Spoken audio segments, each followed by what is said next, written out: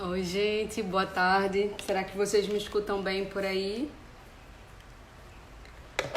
Vamos colocar aqui. Oi, Júlia, tudo bom? Opa, que foi isso? Que onda, gente. Oi, boa tarde, Kátia, Mariama, coisa massa, Cissa por aqui também. Gente, hoje o papo é proteção da criança, né, em tempo de pandemia. Óbvio que são muitas coisas dentro disso, mas a gente vai pegar um tempinho para falar sobre o porquê no dia 18 de março a gente marcar como Dia Nacional de Enfrentamento ao Abuso e Exploração Sexual de Criança e Adolescente. A gente vai ter um cara muito massa para conversar com a gente, que é Eduardo Paizan. Ele é especialista na área da infância e gerente de políticas públicas para crianças e adolescentes na cidade do Recife. Olha aqui, oi Manu, tudo bem? Opa, coisa boa, muita gente chegando por aqui. Como é que vocês têm passado aí esses últimos dias, hein? Eu acho que a semana vai passando e a gente vai fazendo uma oração ao longo da semana, né? Para que tudo isso termine, para que de alguma forma a gente possa tomar as ruas de novo, voltar a uma certa normalidade, que quando a gente fala de normalidade é mais com relação às relações pessoais, né? Reencontrar as pessoas que a gente gosta, ir aos lugares onde a gente se sente bem, mas a gente sabe que o normal de antes não deve ser normal de novo, né? A gente tem muita luta para fazer com que não exista ninguém sofrendo por não ter casa, não ter comida, não ter acesso à saúde, tá em situação de rua. Caminhando, Manu, trabalhando muito, né? Mariama diz aqui, vivenciando. Tô vendo, né, Mariama, que tu na foto estás com algumas criancinhas. São tuas?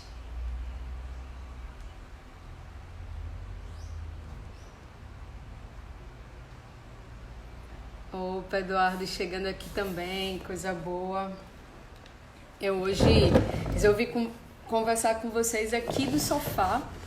Oi, Jana, tudo massa? Eduardo Soares também por aqui, coisa boa, massa demais, gente. Oh, coisa boa.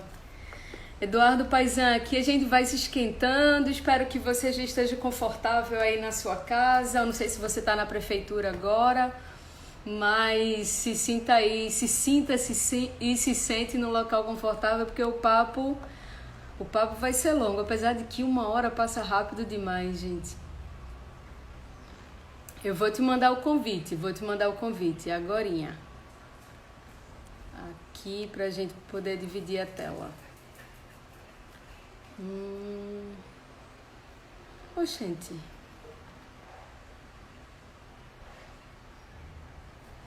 Que coisa, olha, tem dizendo aqui que Eduardo Paizan não pode participar.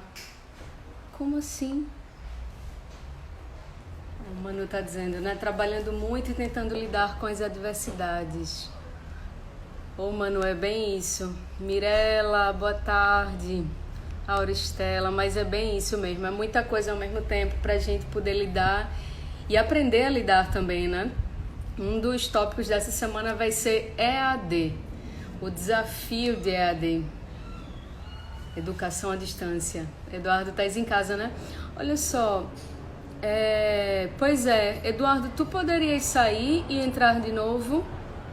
Não sei porque você não está aparecendo aqui. Aliás, não só não está aparecendo, tem dizendo assim, não pode entrar. Por que será, hein? Interessante, tem isso no de Auristela, no de Cláudia. Que estranho. Deixa eu ver aqui.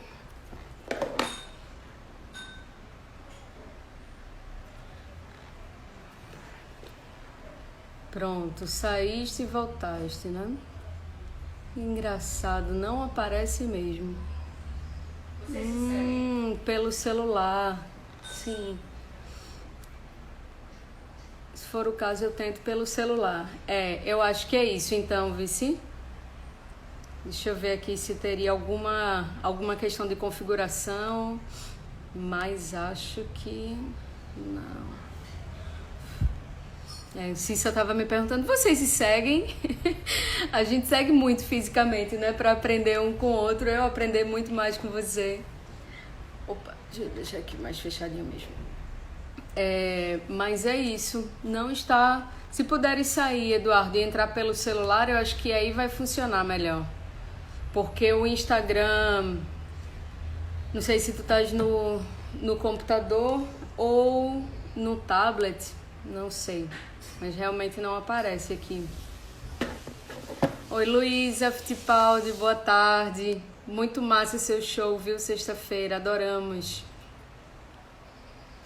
Pois é, mano, ele, na verdade, quando ele entra, nem sequer aparece, eu acho que nem aparece ali o pedir para participar.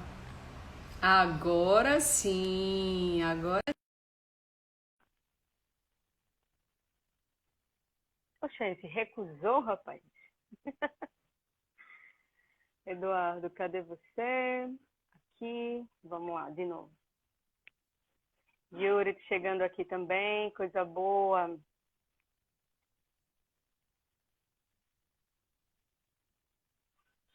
Gente, conheçam aí essa artista fabulosa, Luísa Fittipaldi, os artistas que têm trazido muito afeto pra gente, né, nesse momento.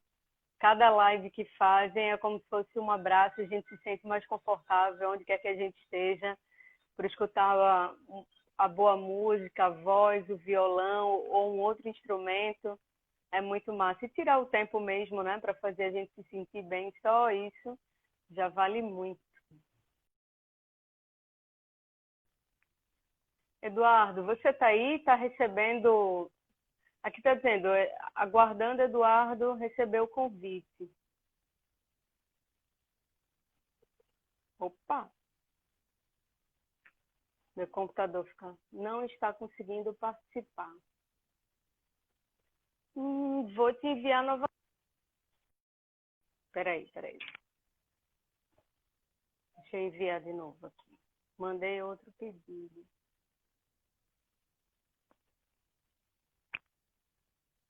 Eduardo, te enviei outra solicitação. Vê se chegou.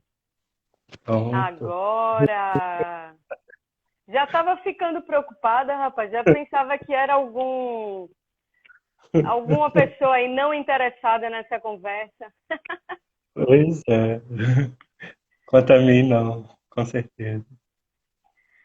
Gente, eu quero que vocês conheçam essa figura fenomenal aqui que está dividindo a telinha comigo. Eu tenho uma honra gigante.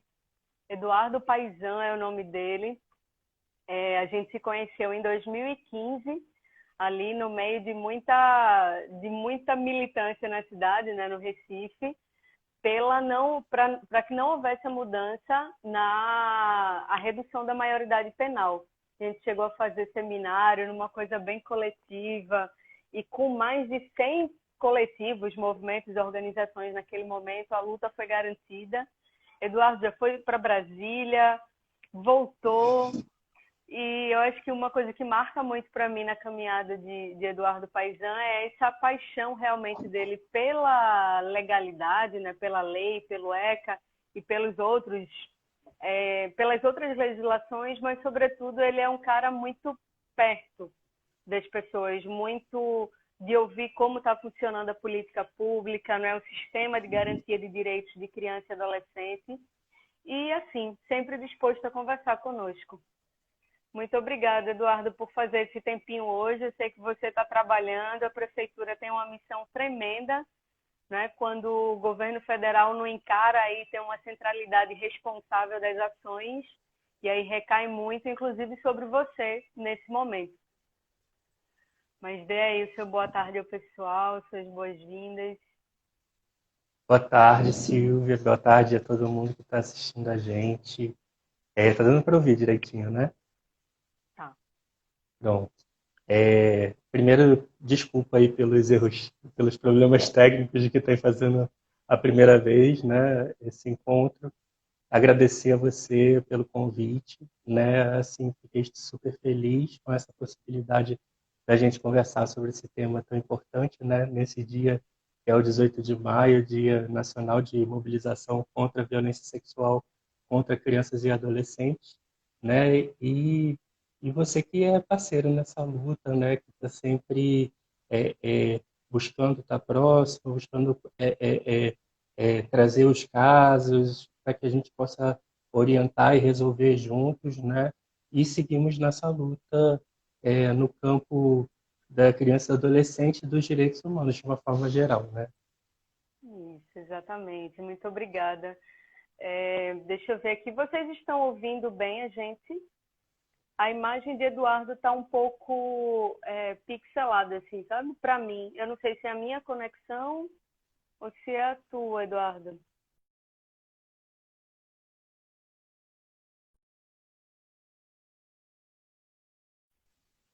Deixa eu ver, deixa eu ver se a câmera pode estar ruim.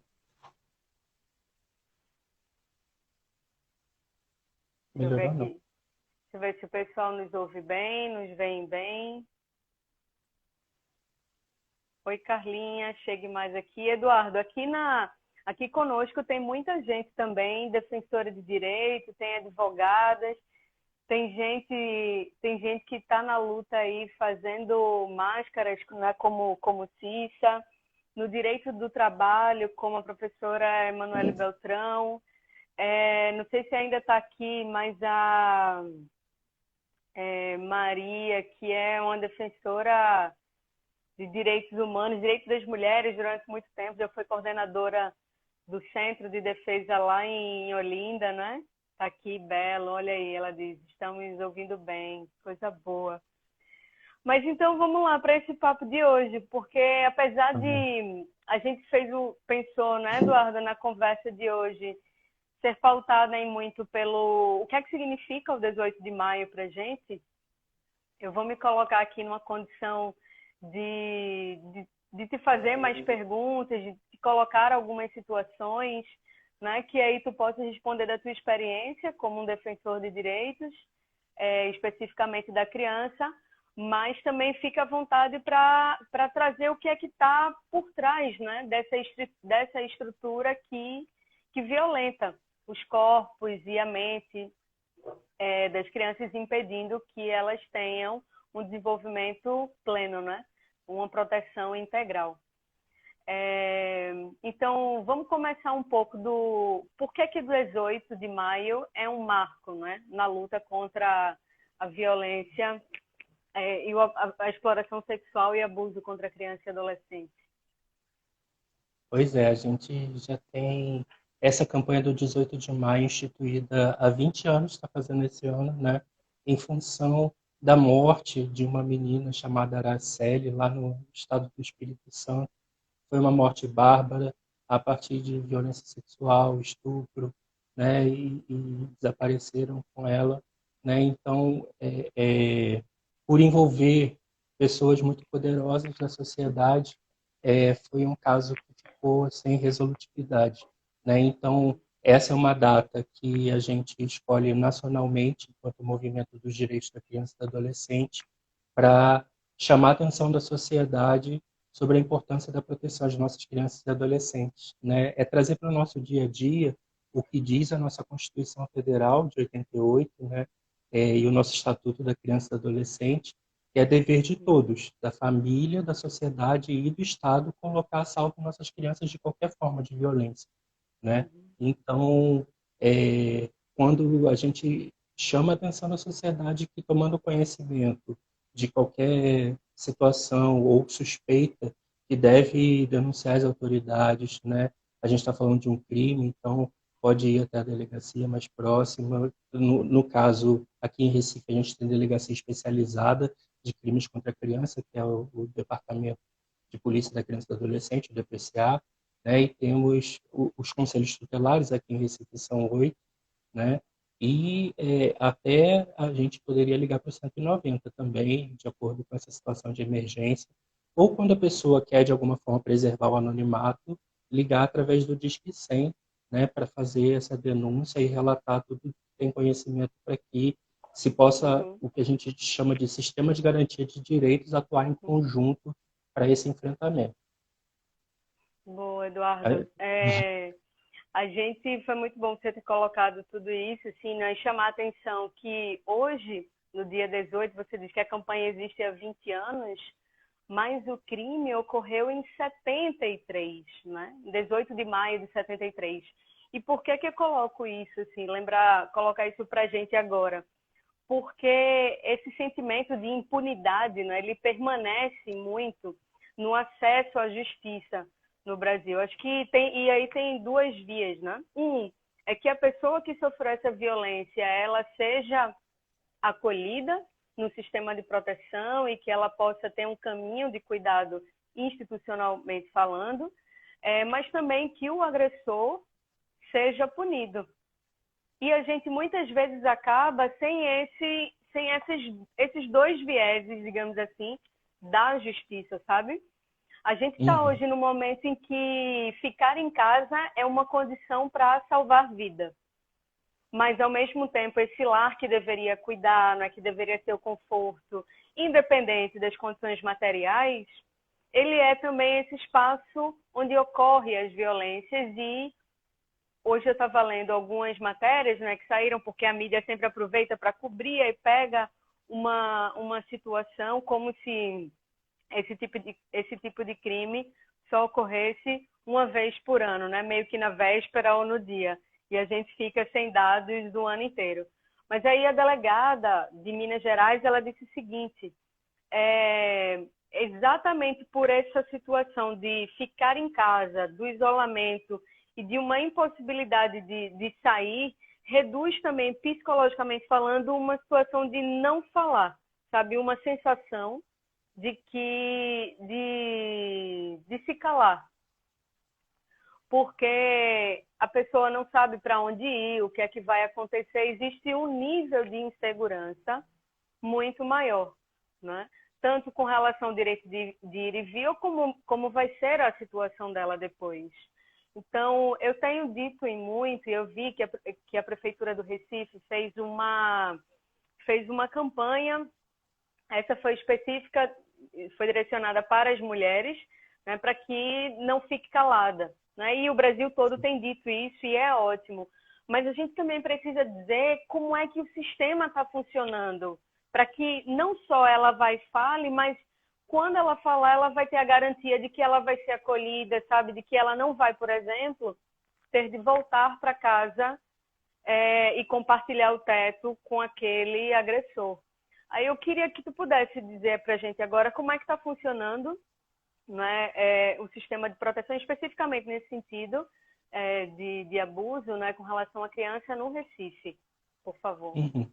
A gente, né, inclusive já está dialogando com o Unicef para trazer essa campanha que foi feita em relação à mulher também se direcionar às crianças e adolescentes também, né? Mas a gente sempre vendo sobre uma perspectiva de direitos humanos e sobre uma perspectiva totalizante, é importante perceber que essa criança e adolescente faz parte de uma família, né? E que essas mesmas condições de uma sociabilidade que é machista, homofóbica, né, e racista, e tudo isso se soma, né, no ambiente de violência e vai para dentro do ambiente doméstico, né? E aí o que a gente tenta desconstruir com a sociedade é que achar que isso não, ninguém tem a ver com isso, que não vai interferir, né? É uma mudança de cultura que a gente está tratando de um sujeito em vulnerabilidade, né, em situação de violência, e que a sociedade precisa sim interferir para que os órgãos públicos possam atuar.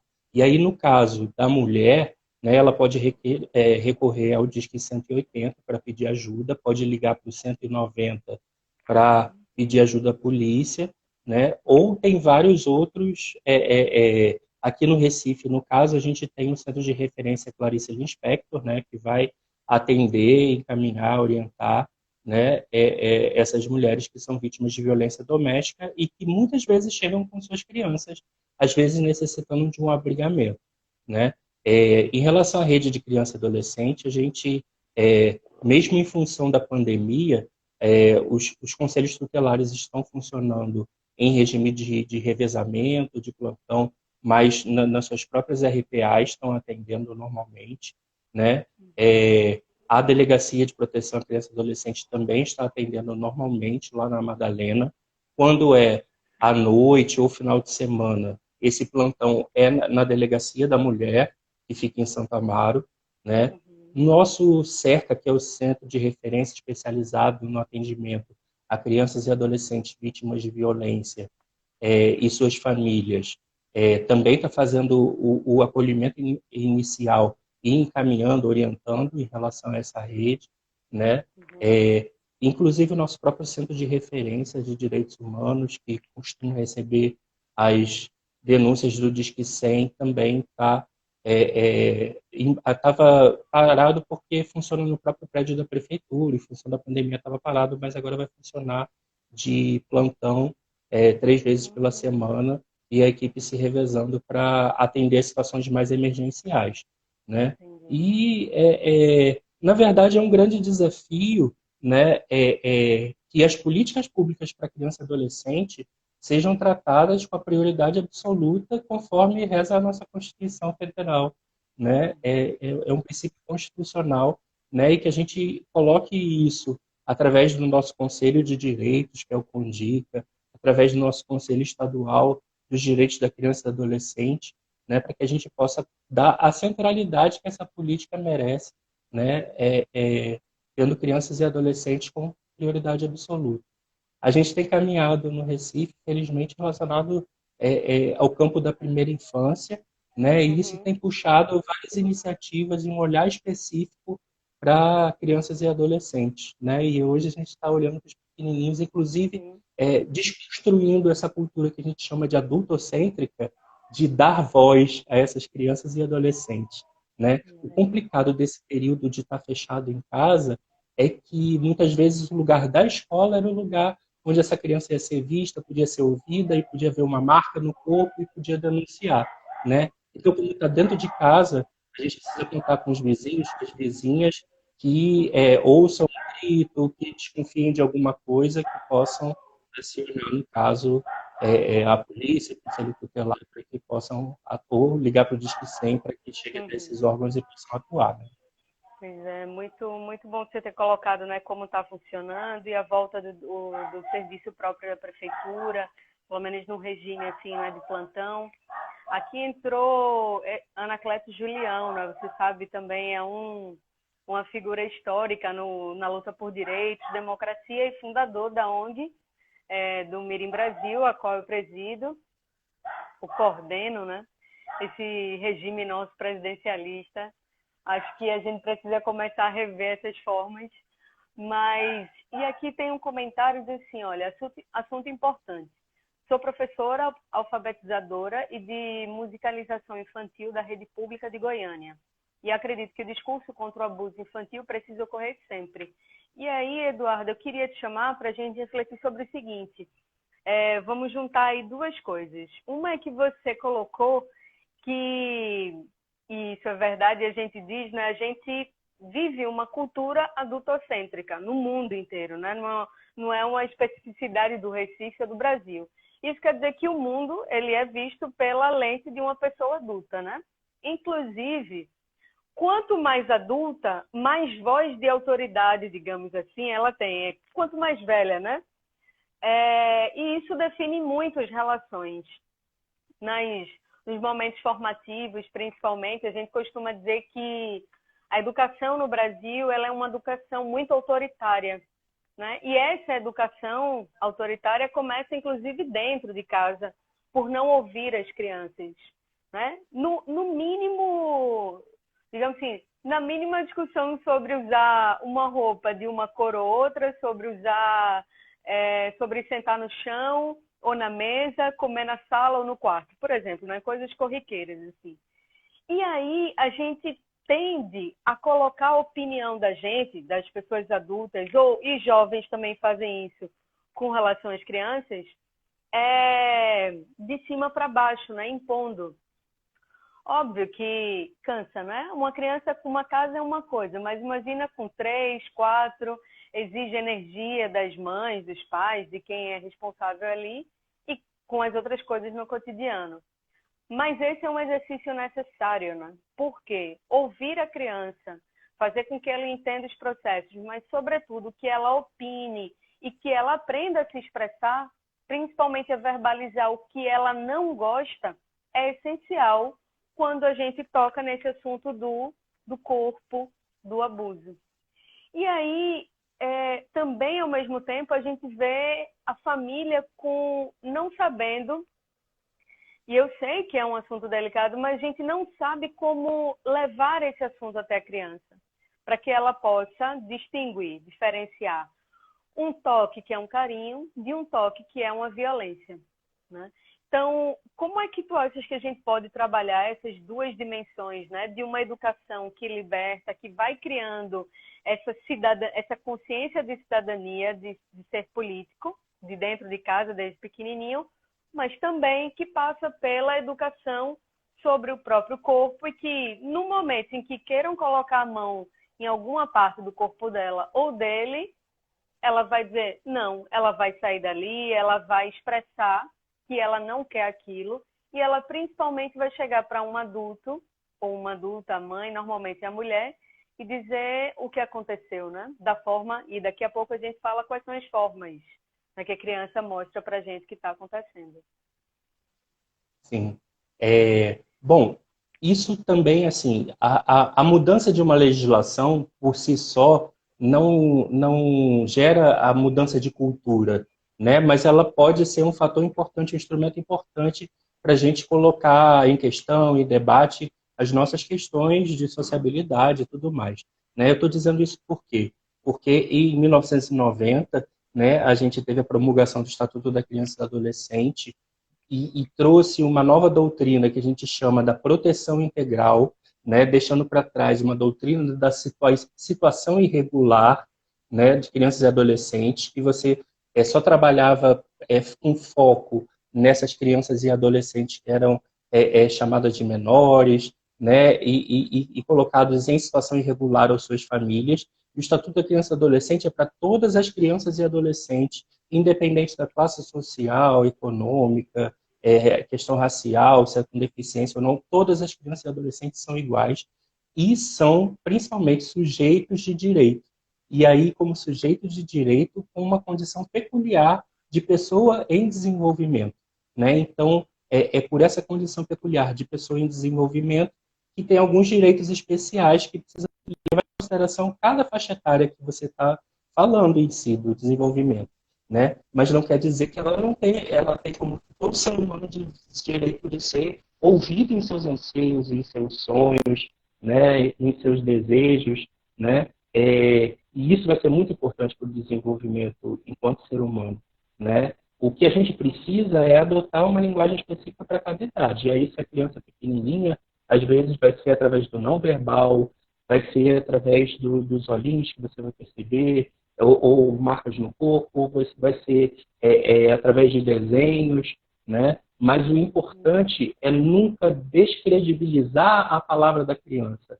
É um mito que coloca a criança numa situação de desproteção, dizer que a criança está mentindo.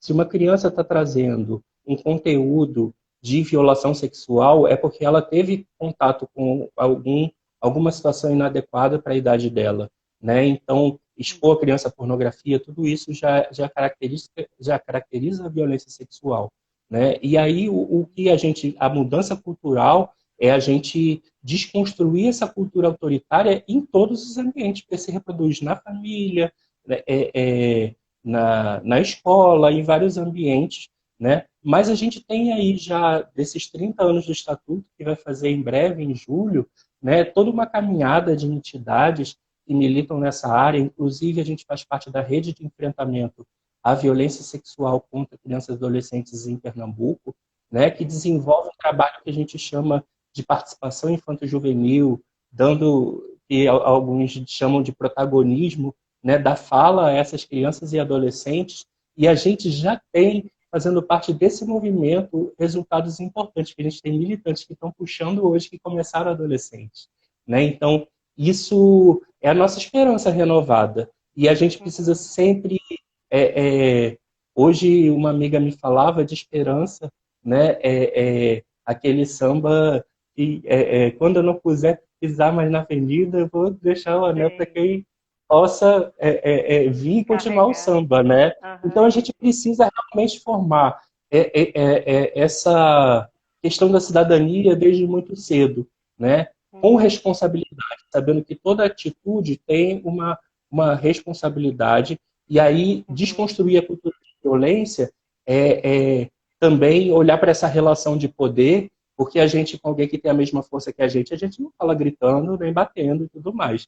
Então, tem um pouco também de uma certa covardia nossa, enquanto ser humano, né? Às vezes exercer essa força, essa violência, seja mesmo verbal, contra a pessoa idosa, contra a mulher, contra a pessoa com deficiência, né? Então, a gente precisa se permitir adotar uma linguagem não violenta, adotar o diálogo e não grito e não partir para a violência física, né? A gente tem aí a lei do menino Bernardo e tudo mais para tentar transformar isso. Mas são passos e passos, às vezes lentos, mas a gente continua insistindo.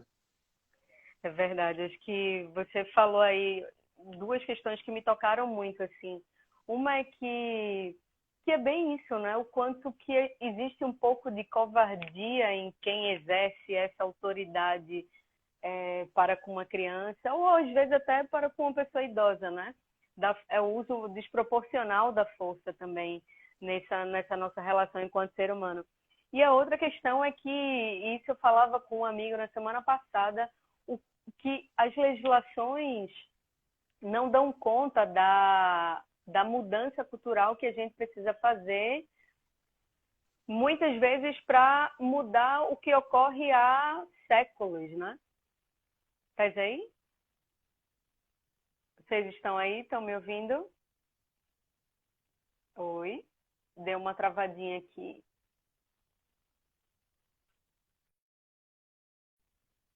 Oi, oi. Oi, oi. Vocês estão aí?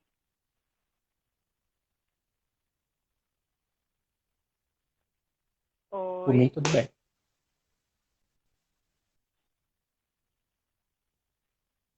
Pronto, Thaís. Pronto, acho que agora voltou. Massa, massa. Então, que a legislação, só ela, né, não dá conta dessa mudança estrutural, dessa mudança na cultura que a gente precisa fazer.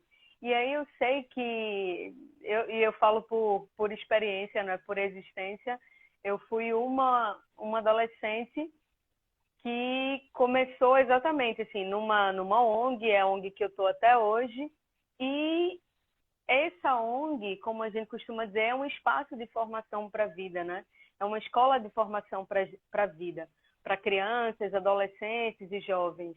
Claro, a gente vai ali com os altos e baixos, como a grande maioria das ONGs no Brasil. E a gente vê, sim, essa mudança, né, acontecendo. E a gente vai vendo também, seja pela ação direta da gente num determinado bairro, numa cidade, numa região, porque fica ali plantado, né, em diversas famílias esse desejo de mudança, esse desejo de cuidar da criança como uma pessoa em desenvolvimento, mas também as gerações, sabe? A cada geração vem algo novo, algo que fica ali, vai captando, sabe? Como o mundo deve melhorar, deve se tornar mais justo. Mas a gente não pode só ficar olhando para as próprias organizações, assim, para dentro e achando que o mundinho da gente está maravilhoso, porque não está, né?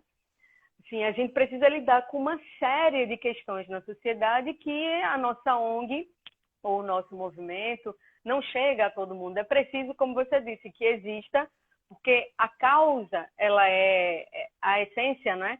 Que precisa ser mudada, precisa ser continuada. E também tem isso. Cada tempo exige um novo pensamento, uma nova forma de atuar, um novo tipo de diálogo. Imagina, o Mirim Brasil em 1990, o ano que foi fundado, não tinha, que é o mesmo ano do ECA, né? Não tinha WhatsApp. Então, como é que as pessoas se comunicavam, né? Ainda tinha o bip, o fax, foi durante muito tempo. Então, isso também diz o seguinte, da forma como a gente, enquanto ONG, ou figuras públicas, como a gente recebe determinadas demandas que não chegam ao poder público diretamente, sabe? Então, o nível de exposição, o grau de confiança que a ONG ou as pessoas que estão na ONG construíram ao longo de um tempo, fazem com que as pessoas entrem em contato conosco pelo WhatsApp ou pelo Facebook, pelo Instagram e digam, olha, está acontecendo tal coisa, para onde eu vou? Né? Eu acho que a minha vizinha, porque a minha sobrinha e por aí vai. E aí, Eduardo, recentemente aconteceu um fato que me deixou extremamente chocada, sabe? Uma menina de 16 anos, uma adolescente no caso, passou praticamente 10 anos em situação de abuso por um parente, um tio. E quando a família se deu conta disso, né, conversou com ela, pelo menos o que me disseram, né, foi com muito cuidado, foram à DPCA, e quando chegou lá, um dos policiais, oficiais que estavam na hora, não sei, não foi exatamente quem fez a escuta não, foi uma outra pessoa, duvidou do que ela estava dizendo. Né? O que não é a postura dele é colocar aquela adolescente numa posição de violação, de novo, e de violência, né? E dali, na DPCA, não encaminharam a adolescente para o serviço, para o atendimento psicossocial. Então, eu acho que é importante a gente, talvez enquanto prefeitura, sabe, nesse momento, desse uma chamada assim na equipe para a gente ter um pouco mais de sensibilidade. Isso é uma coisa assim, a equipe ali do dia dentro das instituições, mas também acho que a gente precisa colocar a voz na rua, né? E com mensagens mais simples, usando o carro do ovo, sabe? Para dizer, olha, para ficar em casa, né? Casa é lugar de segurança, não é de violência, sabe? Umas coisas assim bem simples, de mensagem direta. Isso é uma coisa. E a outra que eu queria também ouvir um pouco mais de ti na tua experiência, existe um tempo, se a gente pudesse dizer assim, de recuperação da adolescente para que ela reconstrua a sua autoestima, a confiança em si, a confiança nas pessoas ao redor dela? Eita. Oi. Eu ouvi a pergunta. Oi. Márcia. Pode responder.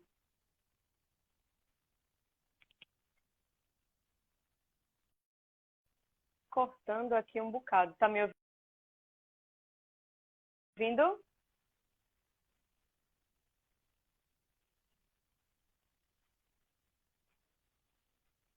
Oi.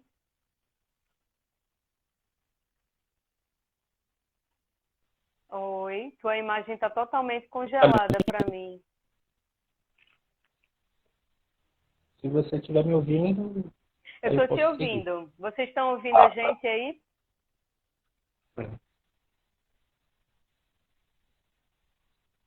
Pronto. Eu não sou propriamente psicólogo, né? Mas, assim, por trabalhar há muitos anos em equipes interdisciplinares, né, é importante a gente saber que cada um tem seu tempo, né? Então, inclusive, né, os atendimentos que são prestados, por exemplo, o CREAS, o papel dele não é de dar acompanhamento psicológico. Isso é papel da saúde. Por isso a gente tem o CERCA, que é o Centro de Referência para esse acompanhamento psicológico. O CREAS ele vai fazer o acompanhamento à família em relação a várias outras demandas. E o nosso desafio, enquanto sistema de garantia de direitos da criança e do adolescente, é cada vez mais atuar de forma articulada. Por isso que a gente tem aqui em Recife em cada região política administrativa da cidade, que a gente chama de RPA, né, são 6 regiões aqui no Recife, a gente tem o atender aquelas regiões, e a gente tem instituído o que a gente chama de GT, um grupo de trabalho que atua em situações de risco, aquelas situações mais complexas, e aí fazem parte desse grupo Ministério Público, CREAS, CRAS, Educação, Saúde, até a DPCA está chegando junto a gente, os conselhos tutelares. Então, isso é o que a gente acredita que é um passo importante da articulação desse sistema de garantia de direitos. Então, assim, a gente tem casos complexos, às vezes, de situação de rua, que a gente está tratando de uma pobreza intergeracional da avó que já praticava, que a mãe já praticou e hoje essa criança está lá. Então, ela não vai sair de uma hora para outra, mas você faz um esforço articulado das diversas políticas setoriais e dos diversos órgãos integrantes desse sistema de garantia de direitos da criança e do adolescente para dar as condições necessárias para que aquela família possa se reorganizar e a criança possa ter os seus direitos garantidos, né? Então, cada um fazendo a sua parte, né? Então, agora, são os espaços de articulação justamente que a gente vai evoluir em relação a isso. Então, como a gente está trabalhando a violência sexual, essas questões são levadas para dentro da rede e a gente, quando pensa a campanha do 18 de maio, a gente não pensa só nessa data pontual de hoje, a gente pensa para o ano inteiro, atividades formativas, seminários, caminhada na rua, dialogando com a sociedade, a própria garotada lá mobilizada, né, através das suas entidades, da escola, dos serviços de convivência e fortalecimento de vínculo, de vários espaços, da universidade, né, todo mundo indo para a rua e conversando com a sociedade, se posicionando, fazendo sua fala política, até as próprias crianças e adolescentes, né?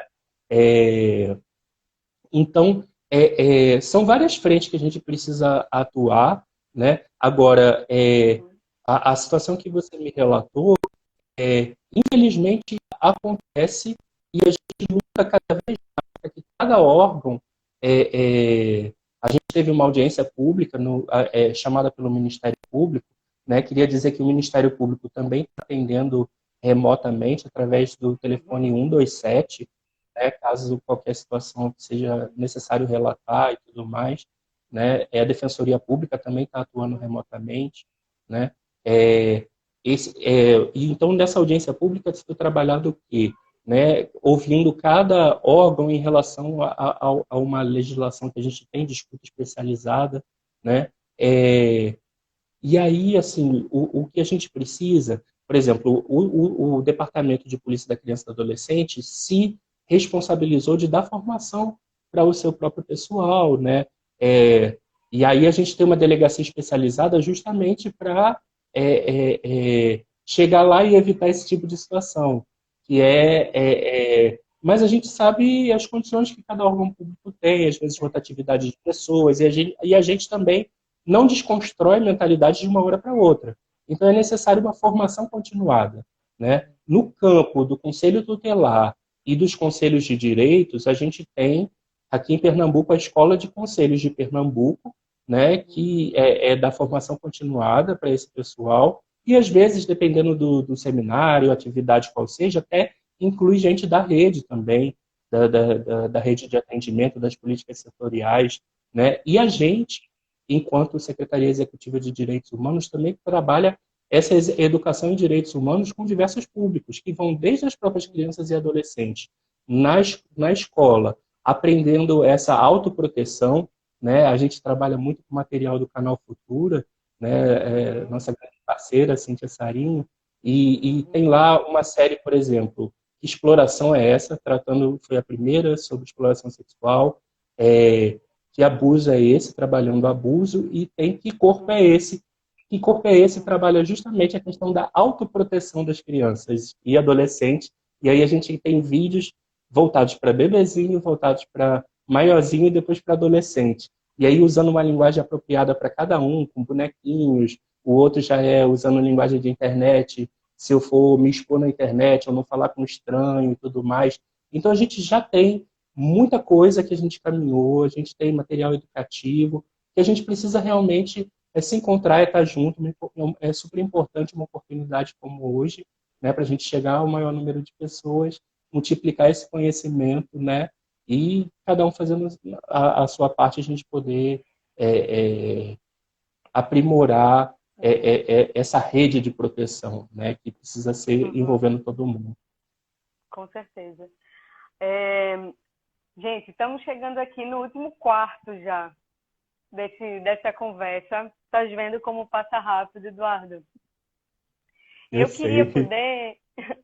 queria poder focar em 2 pontos, assim, nos próximos minutos. Um é o que a gente faz agora, assim. A gente tá na cidade do Recife, né? São quase 2 milhões de pessoas, 2 milhões de pessoas na cidade. Mas quando a gente voltar a transitar, né, o Recife chega, se não me falha a memória, a quase 3 milhões e meio de pessoas circulando. E isso traz para a gente toda a carga de cuidado, né? Com a cidade como um todo, mas falar sobre a cidade é falar sobre as pessoas.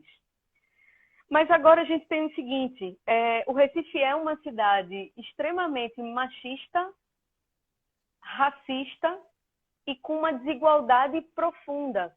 E quando eu coloco isso agora, elementos, né, que você trouxe, inclusive, na sua primeira fala, isso dá para a gente uma noção do quanto que violências como essa, né, cometidas contra a criança, são mais naturalizadas. E aí violências não só dentro de casa, mas essa da adolescente chegar numa instituição para fazer uma denúncia e ser acolhida e lá uma pessoa que deveria acolhê-la duvida da posição dela, inclusive a coloca numa situação de dizer, mas será que você não deu em cima dele? Né?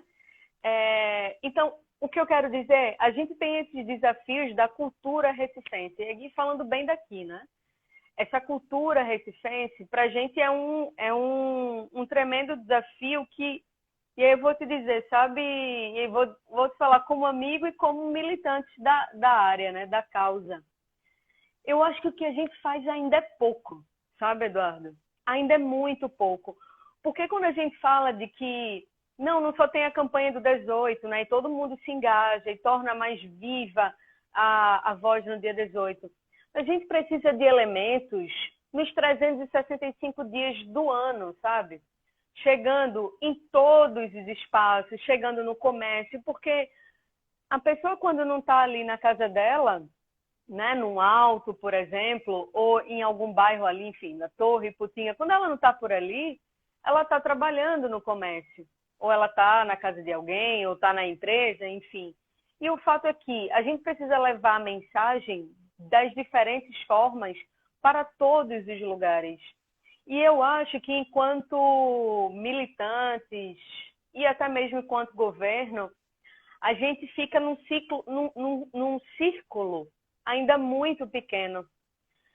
Então, eu queria te fazer algumas sugestões para a gente pensar, tanto agora, durante, não é, a pandemia, e pelo que indica, a gente ainda vai passar aí uns 2, eu diria, sabe, uns 2 meses. Oi, voltei.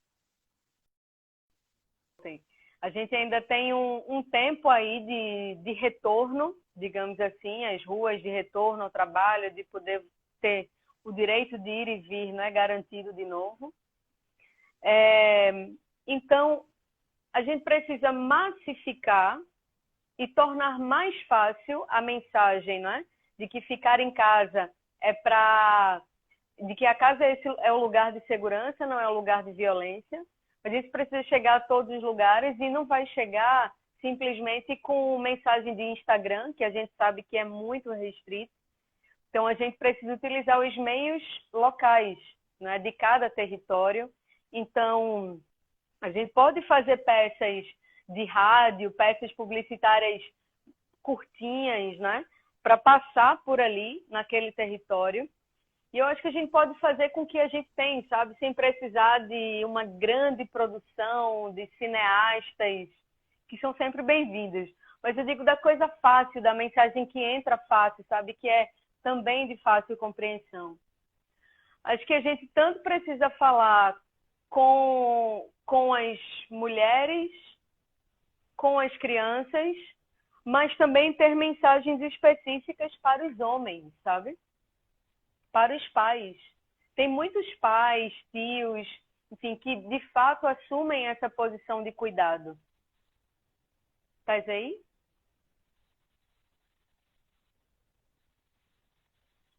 A tua imagem está travando muito. E o Ah, som... voltou. Voltou? Massa. Você parou, mas já voltou. Pronto.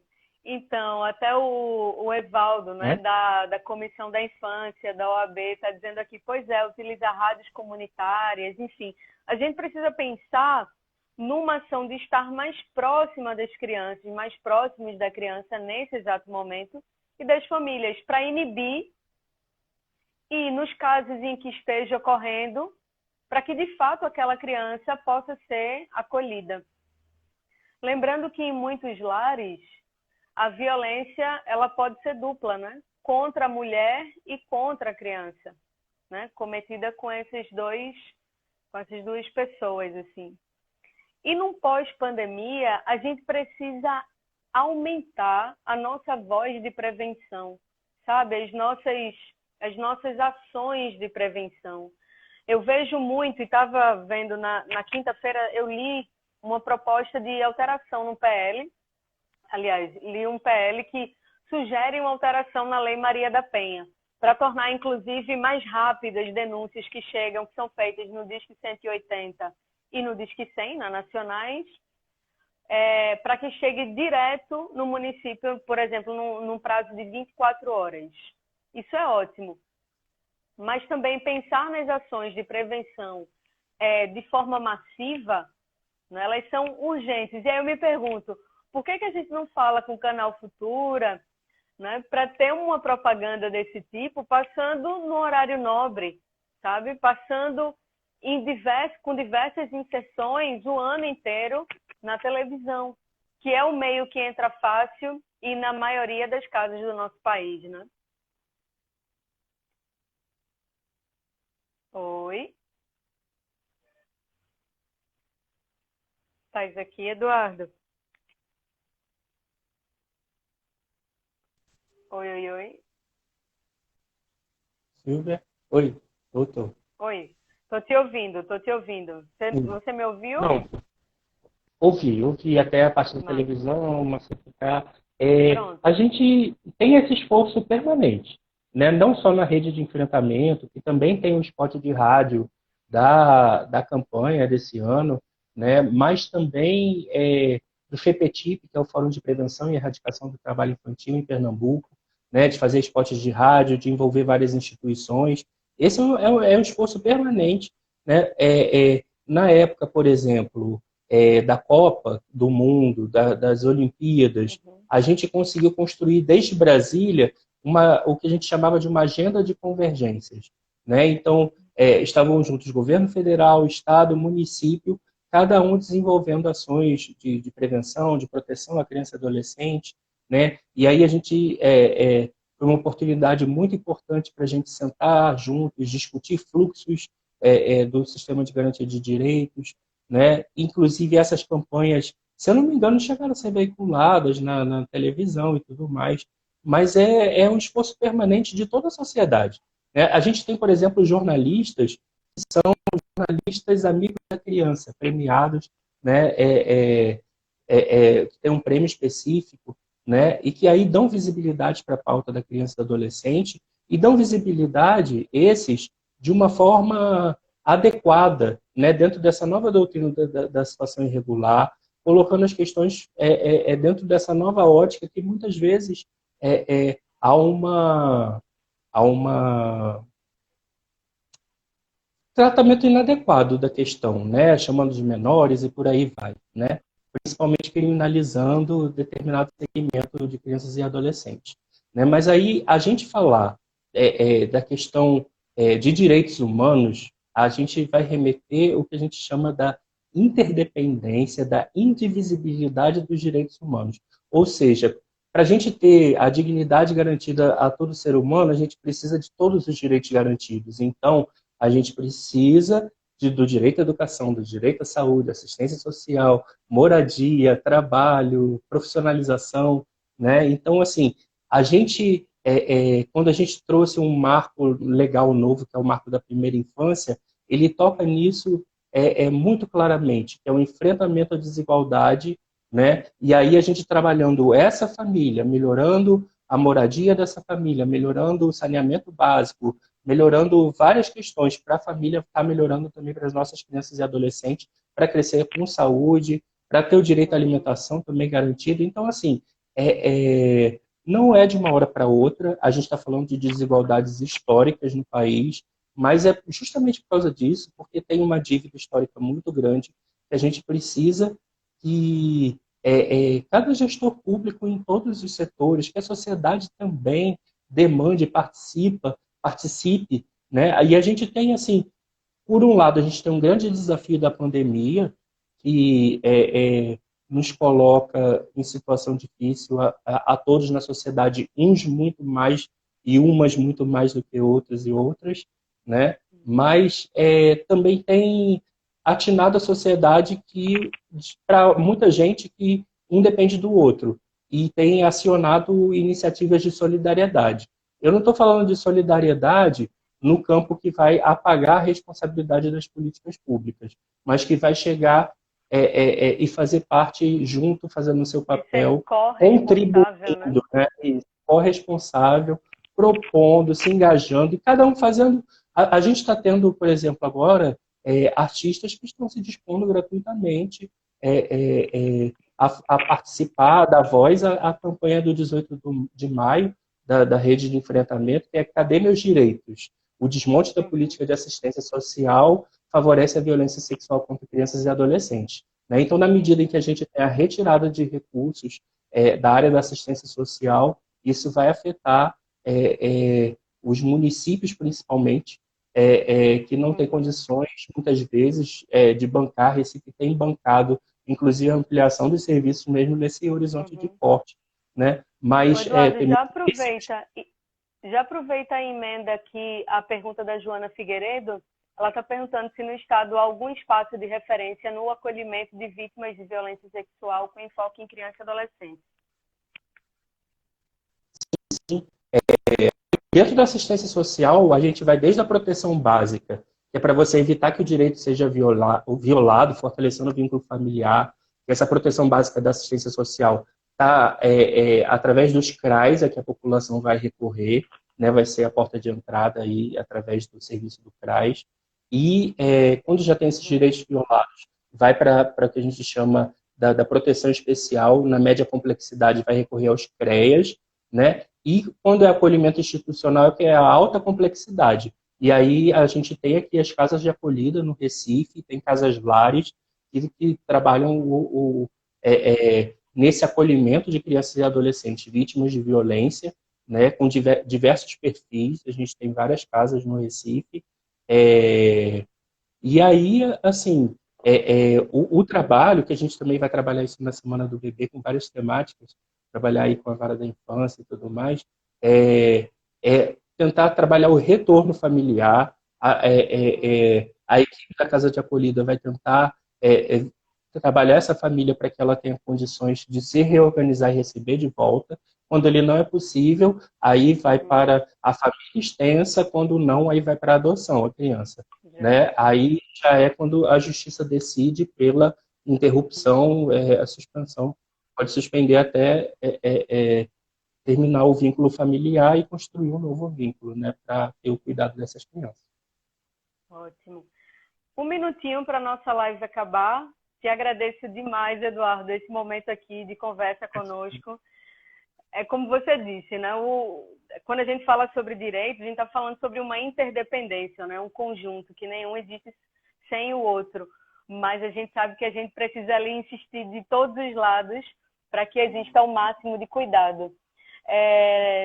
Vou passar a bola para você colocar suas palavras finais, mas dizer que as mulheres não se sintam culpadas por essa situação que vem ocorrer próximo a vocês, porque isso é uma questão estrutural, mas é importante que a gente esteja atento aos sinais. Eu vou falar nisso e tem um post meu já preparado para isso. Vocês podem chegar e ler no feed. E lembrar sempre que tem o 180 e tem o Disque 100 para a gente poder se cuidar. Eduardo, é contigo.